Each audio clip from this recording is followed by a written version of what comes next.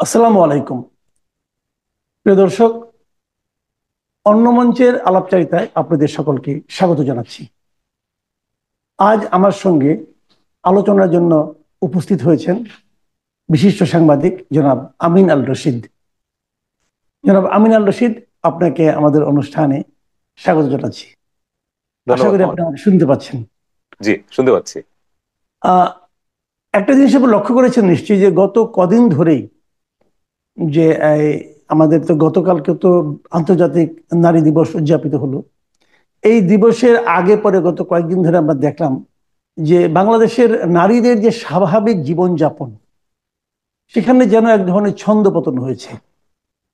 এবং বেশ কয়েকটা ঘটনাও কিন্তু এর মধ্যে ঘটলো, যেগুলো নাকি মানে কোনো সভ্য মানব জাতির মানে মানব সমাজের পক্ষে ভয়ঙ্কর একটা ঘটনা। এক একটা শিশু ধর্ষিত হচ্ছে এবং নিকট আত্মীয়ের কাছে।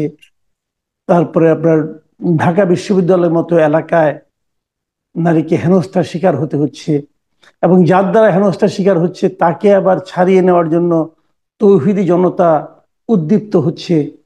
এই যে সবকিছু ঘটনা প্রবাহ, তার মধ্যে সরকারের দেখলাম যেন শেষ দিকে এসে কিছু কিছু পদক্ষেপ তারা নিয়েছেন। এই সবই নিশ্চয়ই আপনি ডিটেল জানেন, আমি তবু একটু ভূমিকাটা জাস্ট ধরিয়ে দিলাম আপনাকে। এই সামগ্রিক প্রেক্ষিতে আপনার উপলব্ধিটা কি আসলে? কমল ভাই, ধন্যবাদ। আমি একটু অন্যভাবে ব্যক্তিগত অভিজ্ঞতার জায়গা থেকে শুরু করি। আপনি নিজেও কন্যা সন্তানের বাবা, আমিও তাই। আমার একটা মেয়ে, বয়স 10 বছর, এবং ওর প্রথম জন্মবার্ষিকীতে আমার এক রিলেটিভ তিনি বাসায় এসেছিলেন ওকে শুভেচ্ছা জানানোর জন্য, এবং যাবার সময় তিনি আমাকে বলেছেন যে মেয়ে যত বড় হতে থাকে বাবার দুশ্চিন্তা তত বাড়ে, মেয়েকে সাবধানে রাখবা। তো আমার মেয়ের বয়স এখন 10, 13 হবে, টিনেজ হবে। এই যে টিনেজ হওয়ার পর থেকে তাকে নিয়ে যে দুশ্চিন্তাটা শুরু হবে, এই অভিজ্ঞতার মধ্যে দিয়ে আপনি গেছেন। আপনার মেয়েটা দেশের বাইরে পড়তো, ফলে আপনার চিন্তা আরো বেশি ছিল। এবং আপনি আশ্চর্য হবেন, আজকে আপনার সঙ্গে কথা বলার জন্য আমি কিন্তু আমার নিজের বাসায় নেই।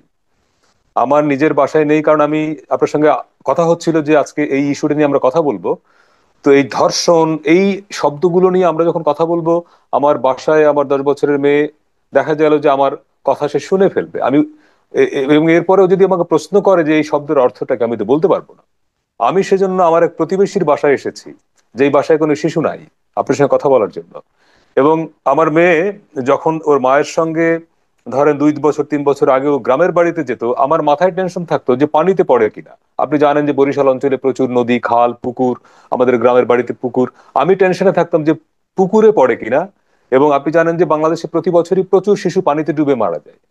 তো এখন ওর বয়স 10, এখন যখন বাড়িতে যায় আমার কিন্তু পুকুরে পড়লো কিনা, নদীতে গেল কিনা এই টেনশন হয় না। আমার এখন অন্য টেনশন হয়। আপনি সেটা বোঝেন কি টেনশন হয়। তো এই যে একজন কন্যা সন্তানের বাবার যে ফিলিং, মানে এইটা একজন যে যে লোক কন্যা সন্তানের বাবা না, তার পক্ষে এটি বোঝা সম্ভব না। এবং আপনি মাগুরের ঘটনাটা দিয়ে শুরু করলেন। 8 বছরের একটা মেয়ে বোনের বাড়িতে বেড়াতে গেল, সেই বাড়িতে বোনের হাজবেন্ড মানে যে দুলা ভাই, তার শ্বশুর, তারা মিলে ধর্ষণ করলো। এইটা সম্ভব? আপনি শব্দটা বলেছেন, যেটা কোনো সভ্য রাষ্ট্রে, আধুনিক পৃথিবীতে এইটা সম্ভব? এবং বাইরের লোক না, সে একটা শিশু, সে ঘরের মধ্যে, নিজের আত্মীয়ের ঘরের মধ্যে সে নিরাপদ না। এই শিশুটি স্কুলে নিরাপদ? এই শিশুটি স্কুল থেকে বাড়িতে আসার পথে নিরাপদ? এই শিশুটি মানে রাষ্ট্রে আর কোথাও নিরাপদ? আর একটা ছোট্ট ঘটনা বলে বলি আপনাকে। আমার খুব ঘনিষ্ঠ এক বন্ধু, ও একটা ইন্টারন্যাশনাল এনজিওতে ঢাকায় চাকরি করতো, অনেক টাকা বেতন পেত। ওর হাজবেন্ড একজন ব্যবসায়ী। গত বছর ওরা ফ্যামিলি সহ কানাডায় চলে গেল। তো আমার মাথায় আসলো না যে বাংলাদেশের মতো জায়গায় একটা সলভেন্ট ফ্যামিলি, দুইজন ভালো মানে অবস্থানে আছে, তারা কেন কানাডায় চলে যাবে? তো ওরা যেদিন যাবে রাতে, আমি দুপুরবেলা বাসায় গেলাম। বাসায় গিয়ে আমি ওকে জিজ্ঞেস করলাম যে তোর দেশ ছেড়ে যাওয়ার মানে কারণটা কি? তখন সে ওর মেয়ের নাম উল্লেখ করে বলল।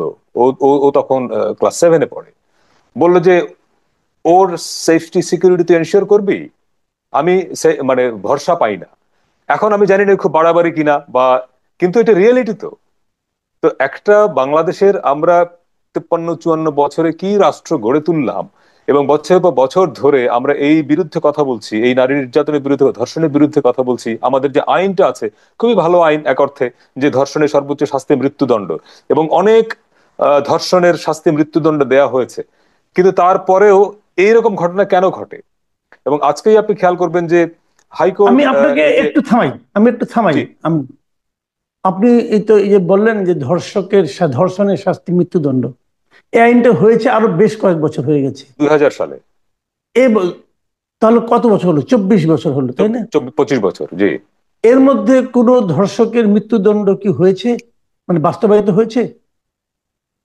কার্যকর হয়েছে কিনা আমার ঠিক মনে নাই, চেক করে বলতে হবে, কিন্তু ফাঁসি আদেশ হয়েছে, অনেক মৃত্যুদণ্ড আদেশ হয়েছে। এবং আপনি সবচেয়ে মজার ঘটনা দেখেন, এই গত বছরের ফেব্রুয়ারিতে, 5ই ফেব্রুয়ারি সম্ভবত, আমি যদি ভুল না করে থাকি, যেদিন আপনার 2018 সালের নির্বাচনের দিনে নোয়াখালীর সুবর্ণচরে একজন নারীকে দলবদ্ধ ধর্ষণ করা হয়েছিল, এবং সেই মামলার রায় হলো যেদিন, আপনার গত বছরের 5ই ফেব্রুয়ারি, ওই দিনই ওই সুবর্ণচরে ধর্ষণের ঘটনা, একই রকম ঘটনা ঘটলো। মানে এগুলোর অর্থটা কি? এবং এই যে অব্যাহতভাবে ধর্ষণের বিরুদ্ধে এত জনসচেতনতা, এত আন্দোলন, এত মিছিল, ঢাকা ইউনিভার্সিটিতে গতকালকে থেকে বিক্ষোভ হচ্ছে, জাহাঙ্গীরনগর নানা জায়গায় বিক্ষোভ হচ্ছে, এবং আহ, প্রচুর মামলায় ফাঁসি হচ্ছে, মৃত্যুদণ্ড হচ্ছে।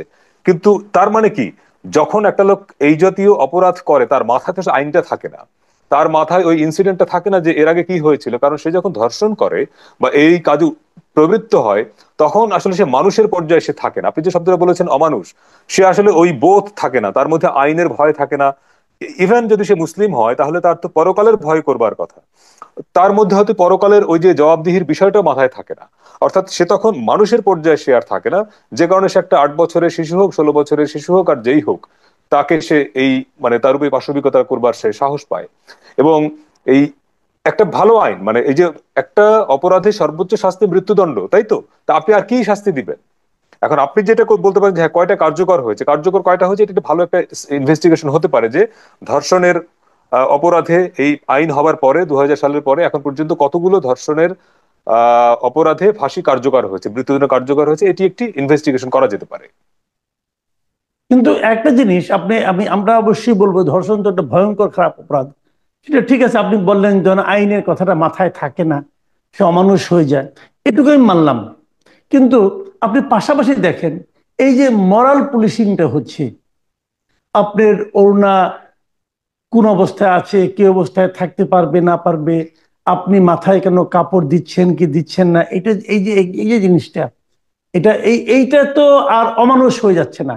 না, এইটা তারা, এখানে যে মানসিকতা দ্বারা পরিচালিত হচ্ছে, সেই মানসিকতাটা কি আমাদের দেশের প্রচলিত রাষ্ট্রের যে আইন, সেই আইনটার সঙ্গে সাংঘর্ষিক নয়?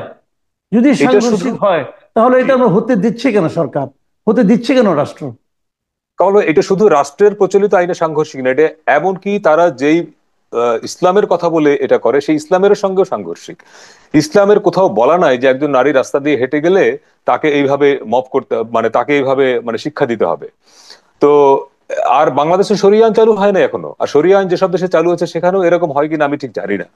এবং এইটা আসলে শিক্ষার অভাব, যে ধর্মের দোহাই দিয়ে কাজটা করছে। আপনি খোঁজ নিয়ে দেখেন, ঢাকা ইউনিভার্সিটিতে যে ছেলেটা এই কাজটা করলো, যাকে বহিষ্কার করা হয়েছে, আপনি খোঁজ নেন তার ব্যক্তিগত জীবনে ধর্মের চর্চা কি, আপনি খোঁজ নেন তার ধর্ম নিয়ে, ইসলাম নিয়ে তার পড়াশোনা কতটুকু, আপনি তার একটা পরীক্ষা নেন।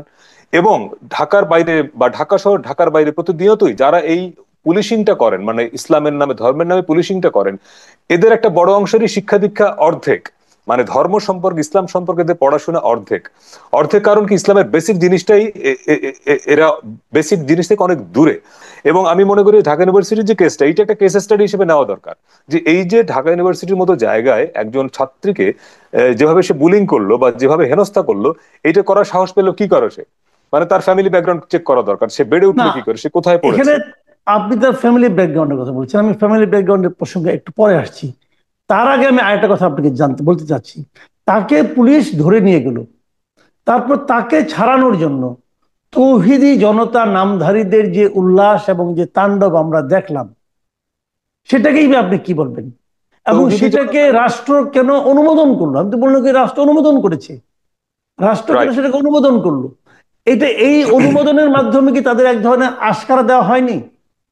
একদম পরিষ্কার। আপনি দেখেন যে 5ই আগস্টের পর থেকে আমরা এই সকল তৌহিদি জনতার আস্ফালনটা দেখছি। এবং এই তৌহিদি জনতা কারা? এরা নাম বলছে ইসলামের, কিন্তু এরা কয়জন ব্যক্তিগত জীবনে ইসলাম চর্চা করে, কয়জন ব্যক্তিগত জীবনে সত্য কথা বলে, কয়জন ব্যক্তিগত জীবনে হালাল ইনকাম করে? আপনি খোঁজ নিয়ে দেখেন। এরা আসলে বিভিন্ন রাজনৈতিক দলের পেটোয়া সদস্য অথবা অরাজনৈতিক বিভিন্ন সংগঠনের, উগ্রবাদী সংগঠনের সদস্য। এবং শাহবাগ থানায় তারা সারা রাত অবস্থান করলো, সকাল 9:30টার সময় তারা থানা থেকে গেল। এবং থানা থেকে তারা যেই নারী বা যে ছাত্রী হেনস্থার শিকার হলো তার নাম ঠিকানা সব নিল, এবং সেই ছাত্রী বাধ্য হলো মামলা প্রত্যাহারের আবেদন জানাতে। এবং এই সরকার, অন্তর্বর্তী সরকার দায়িত্ব নেওয়ার পর থেকে যেটা বলা হচ্ছে, প্রফেসর ইউনূসের সরকার, শান্তিতে নোবেল জয়ী, তিনি নারীদের ব্যাপারে সেনসিটিভ, মানে সংবেদনশীল, এই সব কিছুর পরেও আপনি দেখেন মজার ব্যাপার, আমি বোধহয় আপনার আগের সাথে এই এক্সাম্পলটা দিয়েছিলাম, যে জয়পুরহাটে যেদিন নারীদের ফুটবল খেলা তথাকথিত তৌহিদি জনতা বন্ধ করে দিল, তারপরে প্রধান উপদেষ্টার কার্যালয় থেকে প্রধান উপদেষ্টা শক্ত ভাষায় একটা স্টেটমেন্ট দিলেন এবং বললেন যে এরকম ঘটনা সরকার বরদাস্ত করবে না। তার ঠিক 7 দিনের মাথায় একই ঘটনা ঘটেছে রংপুরে। তার মানে যারা ঘটনাগুলো ঘটাচ্ছেন তারা সরকারকেও পাত্তা দিচ্ছেন না, এবং সরকার নিজেও মবকে ভয় পায়। আপনি বললেন না আশকারা দিচ্ছে, আশকারা দিচ্ছে না, আমার মনে হচ্ছে সরকার ভয় পাচ্ছে। সরকার ভয় পাচ্ছে কেন? এরা তো বিরাট শক্তি। এই যাদেরকে আপনি তৌহিদি জনতা বলছেন, এদের পেছনে অনেক সোশ্যালি গুরুত্বপূর্ণ অনেক সেলিব্রিটি, ইসলামিক স্কলাররাও দ্বারাও এরা অনেক সময় অনুপ্রাণিত হয়, সোশ্যাল মিডিয়ায় মানে যারা এরা অনেক পপুলার। আমি আবার আপনি থামাচ্ছি আপনাকে, আপনি বলছেন এটা বিরাট শক্তি, আসলে এখানে বিরাট শক্তি। বিরাট শক্তি যদি না হয়, তারা এই সরকার ভয় পাচ্ছে কেন? সরকারের আচরণে তো মনে হচ্ছে সরকার সরকার ভয় ভয় পাচ্ছে। পাচ্ছে কেন, নাকি নাকি এমনও তো হতে পারে সরকার কোনো একটা কারণে অথবা কোনো একটা লোভের কারণে অথবা কোনো একটা দ্বারা, কারো দ্বারা অথবা একটা গোষ্ঠী দ্বারা প্ররোচিত হয়ে এদেরকে আশকারা দিচ্ছে। তারা হয়তো বোঝাতে চাচ্ছে, মুক্তমনা মানুষদেরকে বোঝাতে চাচ্ছে যে আমাদের পেছনে কিন্তু এরকম একটা শক্তি আছে, যারা তোমরা কিছু বললে পরে তোমাদেরকে হেনস্থা করবে। এটাও তো হতে পারে। এটা হতে পারে। আপনি যদি আরেকটু পেছনে যান, যে আমাদের 1972 সালে যখন সংবিধান প্রণয়ন হয়, তখন কিন্তু সংবিধানে বিসমিল্লাহ রাষ্ট্রধর্ম কিছুই ছিল না। বিসমিল্লাহ যুক্ত করলেন জিয়াউর রহমান, রাষ্ট্রধর্ম যুক্ত করলেন এরশাদ। দুইজনেরই উদ্দেশ্য ছিল একই, যে সংখ্যাগরিষ্ঠ মানুষের, যদি জিয়াউর রহমান যুক্ত করলেও এটা হয়ে গিয়ে, মানে এটা প্রসেসটা শুরু হয়েছিল খন্দকার মোশতাকের আমলে, জিয়াউর রহমানের আমলে এসে সংবিধানে যুক্ত হয়। তো ওনাদের উদ্দেশ্যটা ছিল সংখ্যাগরিষ্ঠ বাংলাদেশের সংখ্যাগরিষ্ঠ মুসলমান জনগোষ্ঠীর মনোজ রঞ্জন করা। কিন্তু বছরের পর বছর ধরে যে প্রশ্নটা আমরা করেছি, যে বাংলাদেশে ইসলাম রাষ্ট্রধর্ম হবার আগে আমরা কম মুসলিম ছিলাম, আর রাষ্ট্রধর্ম হবার পরে কি বেশি মুসলমান হয়েছি? রাষ্ট্রধর্ম হবার পরে 88 সালের পর থেকে কি বাংলাদেশে অন্যায় অপরাধ কমেছে? তার মানে কি, শাসকরা সবসময় জনতুষ্টিবাদী কর্মসূচি গ্রহণ করেন, এবং তারা সবসময় চেষ্টা করেন যে সংখ্যাগরিষ্ঠ মানুষ কিসে খুশি হবে। ফলে এই সরকারের যেহেতু জনভিত্তি প্রমাণিত না মানে এই সরকার তো জনগণের ভোটে নির্বাচিত হয়ে আসে নাই, একটা বিশেষ পরিস্থিতির মধ্য দিয়ে তারা এসেছে। ফলে যখন 5ই আগস্টের পরে আমরা দেখলাম যে বিভিন্ন র্যাডিক্যাল গোষ্ঠী তারা বিভিন্ন দাবি দাওয়া নিয়ে রাস্তায় নেমে যাচ্ছে, অনেকে তো শরিয়া আইন চালুর ঘোষণাও দিয়েছেন, এবং হেফাজত ইসলামের 13 দফা দাবি বাস্তবায়ন করতে হবে বলে তো প্রকাশ্যে ঘোষণা এসেছে। ফলে সরকার হয়তো ভাবছে যে এরা যেহেতু একটা বড় শক্তি, ফলে এদেরকে এখন চটানো যাবে না। ফলে তারা যা বলে আমরা মেনেও নিচ্ছি না, আবার বিরোধিতাও করছি না। সরকার একটা মাঝামাঝি অবস্থানে থাকার চেষ্টা করেছে। কিন্তু আপনি দেখবেন যে আজকেই সরকারের অবস্থান বেশ কঠোর মনে হলো আমার কাছে। আজকে স্বরাষ্ট্র উপদেষ্টা এবং তথ্য উপদেষ্টা মাহফুজ আলম দুজনেরই স্টেটমেন্ট এই ইস্যুতে আমার কাছে মনে হচ্ছে বেশ শক্ত, এবং তারা বলেছেন যে তারা এখন থেকে সরাসরি অ্যাকশনে যাবেন। এই স্ট্যান্ডটা যদি তাদের 7 মাস আগে থাকতো, শুরু থেকেই যখন মাজার ভাঙা শুরু হলো, যখন মসজিদে আক্রমণ, ইভেন মঈনুদ্দিন খান বাদল একজন খুব আলোচিত সংসদ সদস্য ছিলেন, তার কবরে কবরে আগুন দেওয়ার মতো ঘটনা বাংলাদেশে ঘটেছে, সরকার শুরু থেকেই এইগুলোর ব্যাপারে যদি জিরো টলারেন্স সত্যি সত্যি নিত, আজকে তো এই ঘটনা ঘটতো না। হ্যাঁ, এটা আপনি ঠিক বলেছেন, কিন্তু আপনি যে এই যে তারা এখন শক্ত হলো, আপনার কি মনে হয় এই শক্ত হওয়াতে কাজ হতে পারে? আমার মনে হয় হবে। কারণ আপনি খেয়াল করেন, ঢাকা ইউনিভার্সিটি যে ছেলেটার আপনি এক্সাম্পল দিলেন, যারা শাহবাগ থানায় তৌহিদি জনতা গিয়ে বিক্ষোভ করলো, সারা রাত থানায় অবস্থান করলো, পরদিন আদালত জামিন দিলেন এবং তারা তাকে ফুলের মালা গলায় দিয়ে বরণ করলেন, সেই লোককে কিন্তু বহিষ্কার করা হয়েছে। তো আমরা আশঙ্কা করেছিলাম যে বহিষ্কার করার পরে হয়তো এরা আবার গিয়ে ভিসির বাসভবন ঘেরাও করে কিনা, সেটা কিন্তু করে নাই। তার মানে একটা কিন্তু ভয় আমি তারা তো পায়। মনে করি, এটা আসলে এটা কার্যকর একটা পদক্ষেপ নেওয়া সম্ভব হতো। এতে আপনি আপনি যে যতটা আশাবাদী, আমি কিন্তু অতটা আশাবাদী না। আমি আশাবাদী না এই কারণে যে কার্যকর হতে পারতো তখন যখন এই তৌহিদি জনতা নামে যারা গিয়েছিল তাদের সবারই তো ছবি আছে, ওই যে তাদেরকে আইনের আওতায় আনতেন আপনি। রাইট, যতক্ষণ রাইট, পর্যন্ত তাদেরকে আইনের আওতায় না আনবেন ততক্ষণ পর্যন্ত এতে রাইট। কাজ হবে এর ভাবনাতে আমি কিন্তু আপনার সঙ্গে একমত না। না, আমি কাজ হবে বলছি, আমি মানে আংশিক আংশিক বলছে এই কারণে যে এই ঘটনাগুলো হয়তো কিছুটা কমবে। এখন যাদেরকে তৌহিদি জনতার নামে যারা করে, তাহলে তো আপনাকে একদম 8ই আগস্ট বা 5ই আগস্ট থেকে যত ঘটনা ঘটেছে তৌহিদি জনতার নামে সবাইকে ধরতে হবে। সেটা খুব কঠিন হবে সরকারের জন্য। কিন্তু এমন যদি সরকার যদি এটা এনশিওর করতে পারে অন্তত যে আগামীকালকে থেকে তৌহিদি জনতার ব্যানারে আর কোনো ঘটনা ঘটবে। কিন্তু যদি উদ্দেশ্য থাকে ভিন্ন, যেমন আমরা অনেকদিন ধরে যেটা আশঙ্কা করছি যে এই যে একটা মব ঘটছে, ঘটানো হচ্ছে, তার পেছনে শুধুই কি ধর্মীয় কারণ? আমার যেটা মনে হয়, বা এটা আপনি বিভিন্ন সময় বলেছেন, যে এন্ড অফ দ্য ডে একটা গোষ্ঠীর টার্গেট হচ্ছে ইলেকশনটাকে ডিলে করে দেওয়া, অর্থাৎ নির্বাচনী প্রক্রিয়াটাকে দীর্ঘায়িত করা, যাতে করে সরকার দীর্ঘদিন ক্ষমতায় থাকতে পারে, সরকারি পৃষ্ঠপোষকতায় যে দলটি গঠিত হয়েছে তারা গোছাতে পারে। এটি যদি উদ্দেশ্য হয় তাহলে ঘটনা কমবে না, তাহলে আরো বেশি ঘটনা ঘটবে এবং বিচ্ছিন্ন বিচ্ছিন্ন ভাবে আরো অনেক ঘটনা ঘটতে ঘটতে থাকবে। কারণ আপনি খেয়াল করেন, থানা লুট হয়েছে, থানা থেকে লুট হওয়া অস্ত্রগুলো কিন্তু উদ্ধার করা যায় নাই সব, ফলে এই অস্ত্রগুলো নানাভাবে ব্যবহার হতে পারে। যে কথাটা আপনি বললেন একটু আগে, যে হয়তো এমন হতে পারে এরা এগুলি করছে যাতে নাকি নির্বাচনটা বিলম্বিত হয়, যাতে নাকি সরকার আরো কিছুদিন থাকে, যাতে নাকি তারা গুছিয়ে নিতে না, পারে। এটা সন্দেহ করছে অনেকে। এটা সন্দেহ, যদি এই সন্দেহের কথাটা আমি মাথায় রাখি, জি। তাহলে তো সরকার এদের প্রতি কঠোর হবে না। না, কঠোর হতে হবে, মানে দেখানোর জন্য কঠোর হতে হবে, না হলে আবার মানুষ খেপে যাবে তো। আহ, মানুষের খেপা নিয়ে কেউ কি চিন্তা করে মনে হয়? না, দিন শেষে করতে হবে, দিন শেষে। এখন ধরেন আপনি তো আজকে ওনারা ঘোষণা দিল, তো আমাদেরকে আরো 1 সপ্তাহ অবজার্ভ করতে হবে। এবং আজকে কিন্তু আপনি খেয়াল করবেন যে আইন উপদেষ্টার স্টেটমেন্ট আমরা দেখলাম যে খুব শক্ত। হ্যাঁ। আহ, এবং উনি বলেছেন যে যে ধর্ষণের যে আইন, অর্থাৎ নারী নির্যাতনের যে আইনটি আছে, আইনটিও ওনারা বলেছেন যে আরো কঠিন করবেন, কঠোর করবেন। তার মানে আমার কাছে মনে হচ্ছে যে সরকার যে কোনো চাপেই হোক না কেন একটু নড়ে চড়ে বসার চেষ্টা করছে। হয়তো আমরা একটু দেখি, মানে এখনই, মানে আমি আশাহত হতে চাই না, দেখি। আইন উপদেষ্টার যে এটা মানে নতুন যে পদক্ষেপটা আইনের ব্যাপারে, জি। এটার ব্যাপারে আপনার কোনো মানে মূল্যায়ন আছে কিনা?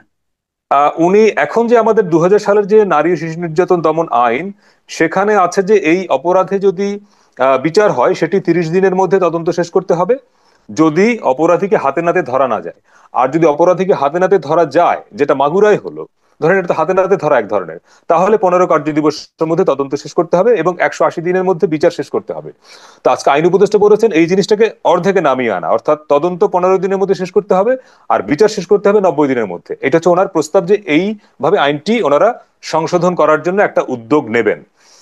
তো কিন্তু এই আইনের একটা বিরাট দুর্বলতা আছে। দুর্বলতা আছে, 2000 সালের যে আইন, সেখানে ধর্ষণের যে সংজ্ঞা দেয়া আছে সেটা খুব ত্রুটিপূর্ণ। ত্রুটিপূর্ণ এই অর্থে যে সেখানে বলা আছে যে 16 বছরের কম বয়সী কোনো মেয়ে যদি আহ মানে আরেকজন পুরুষের সঙ্গে শারীরিক সম্পর্কে লিপ্ত হয়, সেটা সম্মতিতে হোক অসম্মতিতে হোক, সেটা ধর্ষণ বলে বিবেচিত হবে 16 বছরের কম হলে।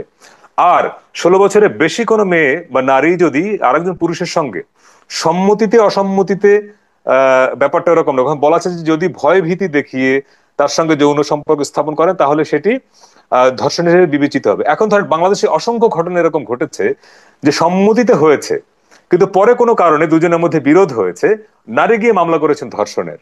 তো এখন আদালত এটা প্রমাণ করবে কি করে যে এটা ভয়ভীতি দেখিয়ে হয়েছে নাকি সম্মতিতে হয়েছে? বা আইনের এখানে একটা বিরাট দুর্বলতা আছে। এবং আপনি বিভিন্ন সময়ের এটা রিপোর্টে আপনি দেখবেন যে অনেক যারা নারী শিশু নির্যাতন নিয়ে কাজ করে, বেসরকারি সংগঠন, তারা অনেক সময় এরকম রিপোর্ট করেছে যে বাংলাদেশে এই ধর্ষণ, যৌতুক, আদার নারী নির্যাতনের যত মামলা হয়, একটা বিরাট অংশ হচ্ছে ভুয়া। ভুয়া মানে ফাঁসানোর জন্য হয়। ফলে এই রকমের একটা আইনটা 2000 সালে যে আইনটি এখন আছে, আমি মনে করি এই আইনটি ত্রুটিপূর্ণ। এই আইনটিকে যেহেতু আইন উপদেষ্টা বলেছেন যে তারা শাস্তির কি বলা যায় তদন্ত এবং বিচারের এই সময়সীমা কমিয়ে আনবেন, এটি খুব ভালো উদ্যোগ। এবং তিনি আর একটা খুব গুরুত্বপূর্ণ কথা বলেছেন, আমি সেটি একটু আপনাকে কোট করি, যে এখন কিন্তু এই ধর্ষণের শিকার যিনি হয়েছেন, এটি প্রমাণ করা প্রথমত মেডিকেলি, মানে কি বলা যায়, এটা তো শারীরিক পরীক্ষা করতে হয়। এইটা কিন্তু সমস্ত জেলায় কিন্তু সাপোর্টটা নাই। তো ফরেন্সিক আচ্ছা। এটার একটা টেস্ট করতে হয়। তো উনি বলেছেন যে জি। এইটার প্রত্যেকটা জেলায় যাতে এই সুবিধা থাকে, সেই ব্যবস্থা ওনারা করবেন। কিন্তু আপনি একটা মজার ব্যাপার দেখেন, বাংলাদেশের যতগুলো সরকারি হাসপাতাল জেলা পর্যায়ে, প্রত্যেকটা আপনি দীর্ঘদিন মেডিকেলে রিপোর্ট করেছেন, আপনি আমার চেয়ে ভালো জানেন, প্রত্যেকটা সরকারি হাসপাতালে যে পরিমাণ ডাক্তার, নার্স, টেকনিশিয়ান থাকার কথা, পদ আছে তার চেয়ে কম, লোকবল আছে আরো কম।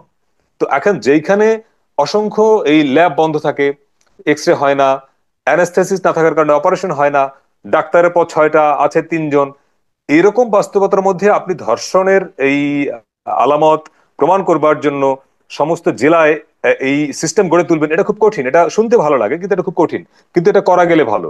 এবং উনি যদি মনে জি। করেন এটাও আইনের মধ্যে যুক্ত করে নিয়ে আসবেন, সেটাও একটা ভালো কাজ হতে পারে। আমি আমি বলছি আশাবাদী হতে চাই এই কারণে যে, যেহেতু আইন উপদেষ্টা আজকে একটা বিশেষ পরিস্থিতির মধ্যে দিয়ে বলেছেন, শুধুমাত্র এই তদন্ত এবং বিচারের সময়টা কমিয়ে আনা না, আমি বলছি ধর্ষণের যে ডেফিনেশন, এইটাও মানে রিথিঙ্ক করা দরকার, যে আপনি কিভাবে প্রমাণ ওকে, করবেন যে এটা ধর্ষণ।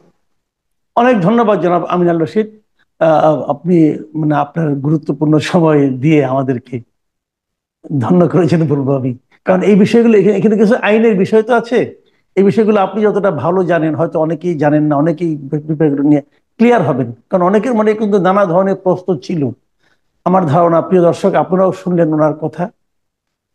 আপনাদের একটা কথাই কেবল বলবো যে আপনার ঘরেও কিন্তু একটা শিশু, কন্যা শিশু আছে। সেই শিশুটার ব্যাপারে নিরাপদ তাকে রাখার জন্য যা যা করার দরকার আপনি করেন। এটা বলতে আমার খুব কষ্ট হচ্ছে, কারণ এটা আসলে আপনার করার কথা ছিল না, এটা রাষ্ট্রের করার কথা ছিল। এবং রাষ্ট্র সেই দায়িত্ব পালন করছে না। রাষ্ট্র আমাদের, আমরা বিনোদনের জন্য পার্কে যাই, তাই না? আমাদের পার্কগুলোকে রাষ্ট্র জঙ্গল বানিয়ে দিয়েছে। সেই জঙ্গলে এখন ওই হিংস্র পশুরা চলাচল করে। পুরো দেশটাই যেন জঙ্গলে পরিণত হয়েছে। তো সেখানে আমাদের নিজেদেরকে বর্ম পরে থাকতে হবে, নিজেদেরকে সতর্ক থাকতে হবে। সেটা রাখুন। আপনার কন্যা আগামীতে নিরাপদে থাকুক, আপনার বোন আগামীতে নিরাপদে থাকুক, আপনার নারী আগামীতে নিরাপদে থাকুক, এই প্রত্যাশা থাকুক। ভালো থাকবেন সবাই। আল্লাহ হাফেজ।